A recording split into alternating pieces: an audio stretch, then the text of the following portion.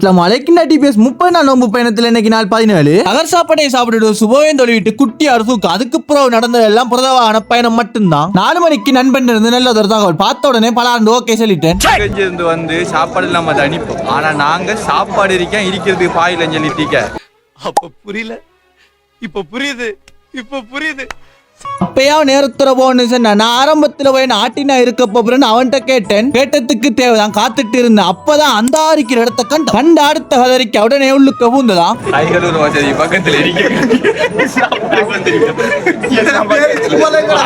ஒவ்வொரு ஆளுக்கும் இதான் பேரிச்சம்பழம் கிடைச்சிருக்கு. இதை 3 பிஞ்சு எடுக்க சரியா சனுக்கு இருந்த சாப்பாடை பார்த்த எந்தரியா பலான்னு முடிஞ்ச எந்தரியா அந்த அளவுக்கு வேகமா இருந்தானுங்க. இல்ல இருந்தோம் சாப்பாடு எடுத்துக்கொண்டு பார்த்தேன். கஷ்டமா தான் போயிட்டு என்ன செய்யற காணா உண்மையா காணா 5-6 பேர் இருந்துட்டோமே.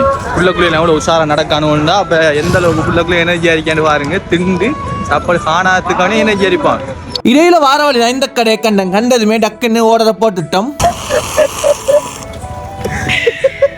சாப்பாடு பிறகு காணாது அதுக்கான இதை அடிச்சாச்சு கொஞ்சம் வயிற்று ஊட்டோன அப்படின்னு சாப்பாடு வர மாட்டாங்க.